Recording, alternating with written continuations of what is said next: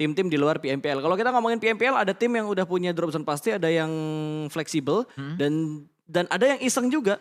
Ya. Menurut gua kayak yang dilakuin sama Bigetron menurut gua iseng gitu. Karena mereka udah dapat tempat yang ada di bootcamp untuk Sanhok, tiba-tiba mereka tabrak ke arah painannya. Itu Ya. kan iseng menurut gua. Betul. Mengubah drop zone mereka walaupun itu sah-sah aja. Itu gua nggak menyalahkan, itu tetap hal yang sah-sah aja gitu. Cuma kalau kita ngomongin tabrakan yang terjadi biasanya terjadinya di kualifikasi. Tapi lihat yang dilakukan sama Bigetron sekarang, mereka juga berotasi dengan sangat cepat dari arah painan. Mereka langsung mengamati perbukitan sekitar bootcamp. Biasanya mereka dipantau sama tim lain dari arah sini. Ketika mereka turun di bootcamp, saat ini mereka yang melakukan pemantauan tersebut, pengintaian tersebut untuk tim yang turun di arah bootcamp, yaitu Dewa United. Ya, nampaknya ini adalah strategi yang biasa dilakukan oleh Victim untuk memantau area dari bootcamp, atau kadang Dewa United juga melakukan hal ini. Dan dibalik keadaannya oleh Bigetron,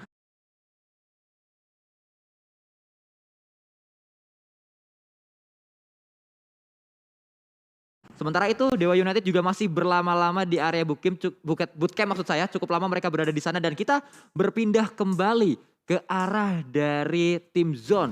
Yang mana Zone kalau kita lihat bersama dengan Nero, dua tim yang masuk ke Grand Final belum terlalu terlihat, namun Nero beberapa kali sudah mendapatkan momentum sebenarnya. Ya, udah mendapatkan beberapa kali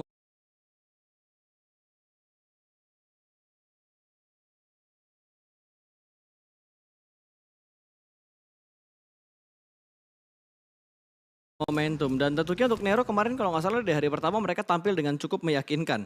Kalau kita sedikit flashback gitu untuk hal yang mereka lakukan di hari pertama, karena di game pertama mereka langsung mendapatkan hashtag 2 dengan 5 poin eliminasi, lalu mereka juga sempat mendapatkan beberapa poin eliminasi, tapi balik lagi gitu. Stabilan mereka tuh hanya di 1 dan 2 game aja. Sisanya mereka bener-bener bonyok di tengah-tengah rotasi enak sebelumnya ketika nggak ada Dewa United di arah Pochinkinya. Kalau kita ngomongin Irengel, karena ketika Irengel dipegang sama Nero ketika di Super Weekend yang kedua kalau nggak salah waktu DU nggak main, mereka benar-benar bisa memaksimalkan keunggulan drop zone mereka yang turun di arah Pochinki. Ya, dan kita melihat kali ini pemain-pemain dari Bigetron sebenarnya sudah mulai terpantau, bahkan ada satu pemain yang sudah terkikis HP-nya yaitu Ryzen, di mana sudah ada 75 HP terkikis, karena memang tadi nampaknya ada sebuah open fire juga yang dilakukan oleh pemain-pemain Dewa United. Yes, dan harus waspada juga tentunya untuk Bigetron karena tidak hanya DU yang sudah mengetahui posisi mereka, dan harus diantisipasi juga pergerakan dari Aura. Beberapa kali Bigetron bertemu dengan Aura di tempat tersebut, di titik tersebut. Ya, kalau kita berpindah lagi, ini dia tim yang bermain dengan sangat baik di hari ini. Bahkan tadi sempat berada di peringkat yang kedua dan saat ini juga masih berada dua kali WBCD. Iya, betul sekali, masih berada di area tersebut. Memang match ketiga tidak terlalu maksimal tadi NFT karena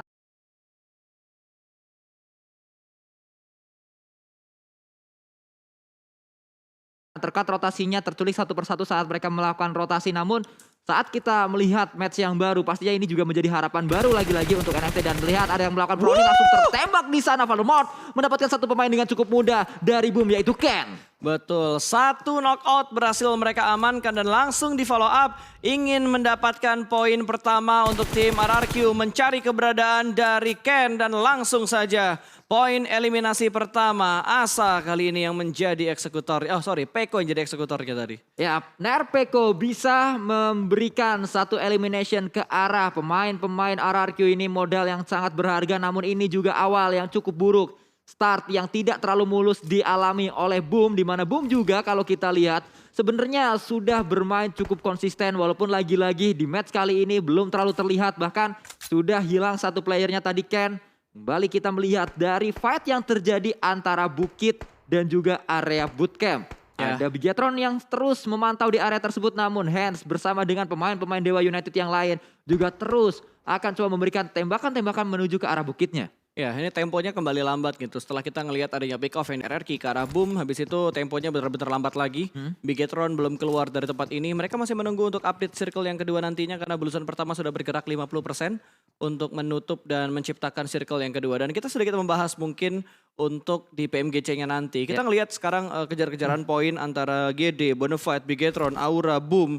Bahkan kalau kita lihat Bigetron dan Aura untuk hari ini di Grand Final khususnya, mereka tidak terkesan benar-benar memepet poinnya gitu. Jadi kayak udah mulai menjauh gitu gap yang diberikan oleh GD ke arah tim-tim yang ada di bawah mereka. Karena GD sekarang ada di posisi puncak untuk tim pertama nantinya yang akan menuju ke PMGC kalau kita ngomongin tim-tim dari Indonesia. Dan menurut gue ya, ini gue sedikit ngasih insight mungkin ke teman-teman dari komunitas. Mungkin dari teman-teman komunitas ada yang bilang, apakah nanti kalau ada tim A, tim B, tim C yang ke PMGC selain tim ini atau tim itu apakah mentalnya udah siap dan segala macam gitu. Mental kan bisa didapatkan dan bisa dipersiapkan dan bisa lebih dilatih lagi ketika mereka mendapatkan kesempatan gitu. Dan gua rasa kalau kita tarik sedikit untuk flashbacknya, ketika Bigetron akhirnya mewakili Indonesia di kancah dunia, apalagi di Global Championship dan segala macam, ya mereka tidak langsung menjadi juara dunia. Mereka butuh proses, mereka butuh beberapa kali untuk masuk ke Global Championship, ke turnamen dunianya, untuk mereka akhirnya siap dan akhirnya bisa bersaing ketat dengan tim-tim dari negara-negara lain gitu. Itu yang menurut gua harus didapatkan oleh tim-tim Indonesia yang lainnya gitu. Jadi ketika ada satu tim baru yang akhirnya mewakili Indonesia di ajang internasional, di ajang globalnya, ya kita support dengan maksimal gitu. Kalau kita ngomongin dengan mental dan segala macamnya, ya mungkin mental tidak langsung terbentuk, tapi gimana cara membentuk sebuah mental itu kalau mereka nggak ngedapetin kesempatan. Jadi kita support aja tim manapun yang nantinya akan mewakili Indonesia di PMGC menurut gua. Ya betul banget, karena balik lagi kalau kata orang-orang berpasta, makan rengginang di parung panjang, Cakep. sang pembelajar akan menang bersinar terang di masa mendatang. Nah itu dia, nggak bisa bersinar terang kalau tidak melewati sebuah kegelapan. Betul. Namun kalau kita melihat kali ini dari seorang Audrey juga memiliki sebuah vision menuju ke arah pemain-pemain dari Void.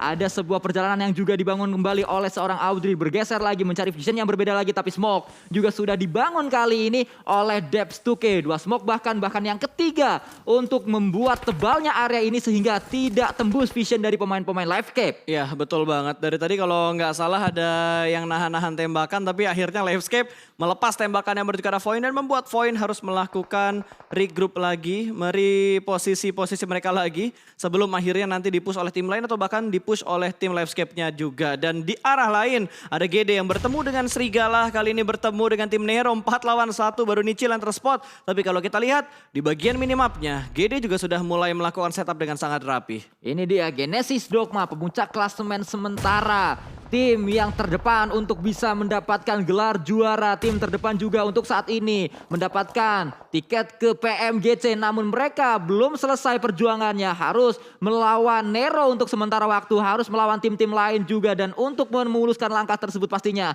tidak pantang menyerah pemain-pemain dari Genesis Dogma. Betul sekali. Mereka benar-benar tertib dalam setup mereka saat ini. Tidak terlalu overpick.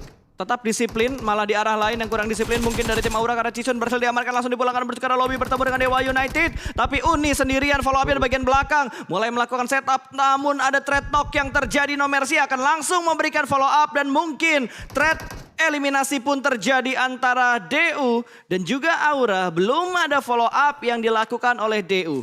Ya, hilang satu pemainnya tadi kalau kita lihat Dewa United. Sayang sekali tim yang turun di area tengah, turun di area bootcamp. Namun mereka saat keluar dari bootcampnya nampaknya tidak terlalu siap untuk melawan tim-tim lain. Bahkan cukup mudah tadi satu pemain dari Dewa United pun dipulangkan ke arah lobby, menyisakan 3 yang lain. Namun kita melihat juga kali ini Bigetron dan juga Aura akan coba fight karena sudah saling melihat satu sama lain. Betul, mereka sudah saling bertatap-tatapan. Bigetron sudah nyebrang keluar dari tempat mereka tadi, berarti circle keduanya harusnya menuju semakin ke arah sebelah kiri karena Bigetron sudah meninggalkan ke arah bootcampnya. Lihat yang dihadapi oleh Bigetron adalah satu pemain dari Skylight yang ada di bagian depan, di mana pemain-pemain dari Skylight membackup dengan jarak yang lumayan jauh. Slayer akan mundur ke arah belakang, itu ke spot Liquid langsung mengganti weaponnya dan langsung menembak cacing yang ada di arah open field.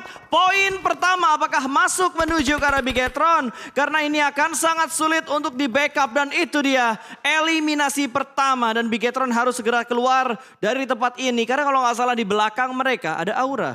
Ya, dan di depan mereka juga sudah bersiap kali ini tim yang tadi sudah terculik satu pemainnya Aurelit Alliance, yaitu Scarlet Gaming.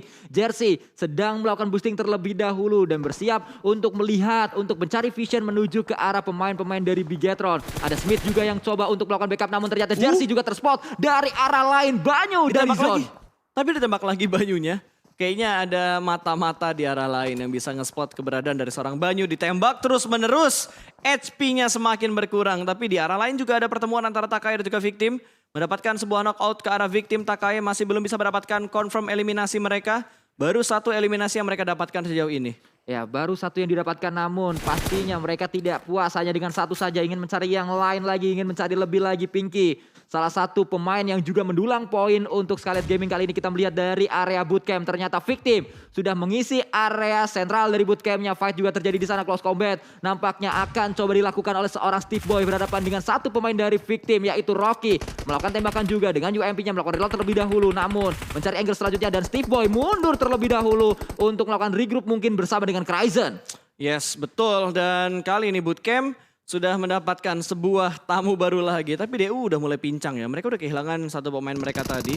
Tapi setidaknya mereka berhasil mendapatkan dua pemain dari tim Victim. Dan ini akan meningkatkan tingkat kepercayaan diri mereka. Ada Steve Boy yang akan melakukan set out flank. Itu di backstep dari belakang front shoot yang masih belum berhasil. Namun Steve Boy juga masih belum bisa mendapatkan sebuah knockout ke arah pemain dari Victim. Tempo kembali menurun kali ini. Tembakan ke bagian dalam dari ruangan dan Kryzen ditinggalkan seorang diri di bagian dalam. Namun masih bisa bertahan. Step by step kali ini bermain di bagian luar dari pintunya. Pintunya akan segera dibuka. Step sudah mulai terdengar, ada sedikit tembakan pre-fire dari bagian luar. Namun kembali turun ke arah bawah. Ada backup dari Steve Boy. Masih diincar keberadaan dari pemain-pemain DU yang saat ini berada di bagian luar dari bootcamp. Tapi lihat Kryzen juga masih siap untuk menetapkan dan melock angle-nya ke arah pintu. Ada Hands juga yang coba membackup dari area gudang. Kalau kita lihat terpojok satu pemain terakhir dari Victim, yaitu Rocky. Turun ke arah bawah, kembali akan coba diincar. Ada tembakan yang juga dilakukan ke arah Rocky. Dan itu dia sangat-sangat low HP-nya karena Hands tadi yang saya katakan melakukan backup juga dari angle yang berbeda lagi. Rocky naik ke atas lagi, turun lagi kali ini untuk menghindari kejaran dari pemain-pemain Dewa United. Terlihat di sana spray juga dilakukan dan itu dia Victim pun dipulangkan seluruhnya menjadi tim pertama yang pulang ke arah lobby. Betul sekali, Victim menjadi tim pertama yang dipulangkan ke arah lobby setelah kita melihat beberapa fight yang terjadi, pick off yang terjadi, tapi ternyata Victim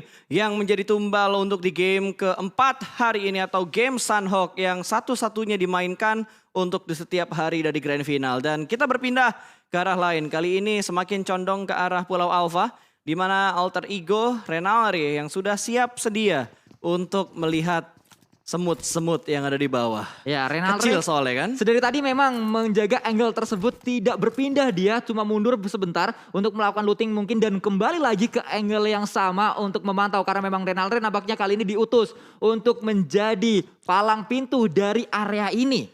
Betul, harus ini tugas yang berat sebenarnya untuk seorang Renalri gitu. Ditugaskan seorang diri untuk memantau pergerakan di bagian lower ground-nya. Tadi kalau nggak salah yang dilihat di bawah itu Skylets ya. Ya. Terus tiba-tiba sekarang sudah berganti tim, ada Livescape di bawah kaki dari Renalri dan Mort lewat begitu saja melewati Ucup yang sudah memiliki 16 aid kit. Ya, Wow. 16 first aid kali ini dimiliki oleh seorang Ucup, bahkan 7 tadi dari segi minumannya. Dan kembali kita melihat kali ini dari seorang Kean melakukan tembakan ke arah satu pemain, mendapatkan dua pemain kali ini. Buaya nyari kutu, kalau bisa dua kenapa harus satu, namun mencari yang selanjutnya lagi, mungkin mencari yang ketiga karena ada pemain point yang terakhir atau dua yang terakhir kali ini berada di area yang jauh sekali, tidak bisa membackup karena satu melakukan flank ke arah kanan dan itu dia mungkin akan melakukan enter terlebih dahulu ke arah dua pemain yang sudah ter-take down. Betul, akan sangat sulit tentunya untuk di backup dan harusnya akan direlakan begitu saja. Dua pemain point yang berhasil diamankan oleh seorang Kean. Karena Takai juga sudah ngeri-group. Dua pemain dari Void berada di dua tempat yang berbeda untuk seorang Dubs. Dan juga itu Dubs ya? Ya, si Dubs. Dan juga Aimbot. Tapi akhirnya kita ngelihat fight yang pecah kali ini antara GD dan juga Nero tentunya. Ya, kembali kita melihat kali ini Booms juga dari sisi lain akan coba melakukan fight melawan Nero. Sedari tadi memang sudah sangat dekat sekali, namun baru pecah di sini fightnya. Melemparkan granat ke arah depan, sudah dilemparkan, akan coba meledak di sana. Bahkan Blue Zone juga sudah mulai ikut campur dalam fight ini. Rancid terkena Blue Zone, namun dari sisi lain Hexas juga akan coba diincar oleh seorang Satar. Akankah berhasil kali Satar, maksud saya, yang diincar oleh seorang Hexas, namun belum berhasil berkasta. Backupnya cepet banget dari GD cuy. 3 pemain GD yang lainnya langsung memberikan follow up ke arah Satar. Bahkan Rancid tidak dibiarkan untuk bergerak secara leluasa. Low HP. Dan Nero dipulangkan menuju ke arah lobby. GD benar-benar menggila. Benar-benar ngeraum kali ini. Dinosaurus kita di Sunhawk. Bahkan kalau kita berpindah ke arah lain. Fight yang sudah mulai pecah di berbagai sisi. Kali ini bantengnya disuruh berenang, dipaksa terjun ke air oleh Voin. Ya, Voin yang tadi kita lihat terpojok posisinya oleh pemain-pemain Takai. Mulai memberikan perlawanan. Memang jauh jarak antara Depstuke dan juga Aimbot. Namun dua jarak yang jauh ini juga bisa saling untuk bekerja sama men-take down satu persatu lawan-lawannya. Namun akan coba disambut juga satu pemain dari RRQ yaitu Voldemort. Dan ter-take down di sana Voldemortnya langsung menjadi confirm elimination untuk Voin. Betul, lengah sepertinya pergerakan dari pemain-pemain yang ada di sekitar Voin. Karena Voin juga sempat untuk mendapatkan beberapa pundi-pundi poin yang bisa mereka kumpulkan sejauh ini. Dubs masih bertahan, Aimbot juga masih bertahan. Sementara RRQ hanya menyisakan seorang Mort yang cukup dekat dengan pemain dari tim Voin. Dubs lempar granat yang melambung jauh terbang tinggi ke arah udara. Tapi dari bagian kiri masih ada gangguan yang diberikan. Menuju ke bagian bawah dari jembatan tapi masih tercover dengan beberapa pilar yang ada di bawah jembatan tersebut. Dan Mort berhasil lolos dari lock angle seorang Dubs. Dan harus berhati-hati kalau kita lihat Mort karena di seberang sana juga ada Aura yang akan coba memantau area ini. Kita melihat juga Dubs harus segera keluar dari blue zone-nya karena ini sudah memasuki blue zone yang keempat. Cukup sakit keadaannya ternyata. Mort juga itu dia yang saya katakan tadi. Aura memiliki angle ke arah pemain RRQ yang terakhir yaitu Mort dan sedang melakukan berenang gaming nampaknya kali ini seorang Hearts. The Public akan coba diincar oleh seorang Zuxi. Yang mana sebenarnya ada airdrop tapi kenapa helmnya level 1 nampaknya udah diambil sama orang lain. Kayaknya udah diambil sama yang lain atau dia pengen pakai yang level 1 dulu. Agak bonyok baru dia ganti ke helm yang level 3. Atau helm level 3-nya diprioritaskan dikasih ke arah yang lain. Ke arah pemain lain dari Bigetron.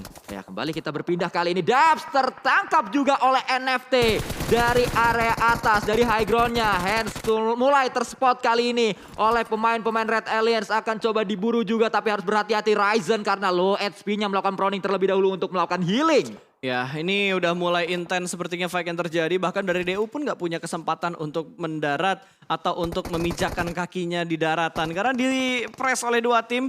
GD nembak ke arah mereka, Bigetron nembak ke arah mereka. Aura sama Takae pun masih bermain di arah perairan di dekat sungainya. Dan ada lock angle yang dilakukan oleh Bigetron. Bigetron benar-benar memperluas rotasi mereka, memperluas setup mereka dari arah air.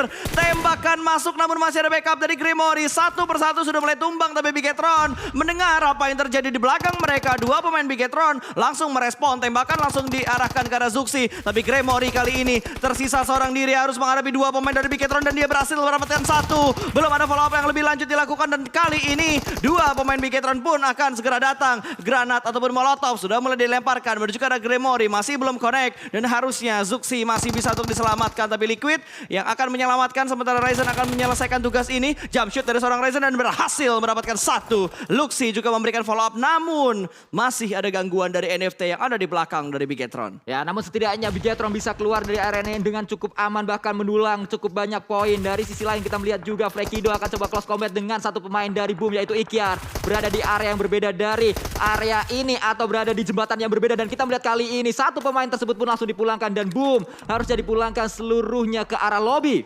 Ya. Sudah kembali kita melihat ada beberapa tim yang dipulangkan. RRQ, Voin, Victim, Boom, Nero. Bahkan Boom tidak bisa melakukan strategi utama mereka untuk melakukan healing di arah Sunhawk. Karena sudah mulai paham semua tim apa yang dilakukan oleh tim-tim yang biasanya melakukan healing. Dan Zone Esport pun pemain mereka terjebak dengan mineral kali ini yang terkena DPS dari Blue Zone yang benar-benar menyakitkan. Satar belum mau keluar dari kompornya tapi dua pemain lain dari GD terspot oleh mineral. Sudah ada info yang masuk kali ini ke arah pemain-pemain dari zone, dari area lain. Flippy juga harus segera keluar dari blue zone-nya. Kalau kita melihat masih banyak tim-tim yang berada di blue zone. Satar berada di blue zone juga. NFT mulai terspot oleh seorang mineral dan seperti kembali dilakukan. Mineral bahkan mendapatkan yang kedua kali drone dan juga Ramones masuk ke kantong dari zone. Betul sekali dan mineral pun sudah tidak punya healing lagi. Mau nggak mau harus merelakan dirinya dimakan oleh DPS dari blue zone-nya.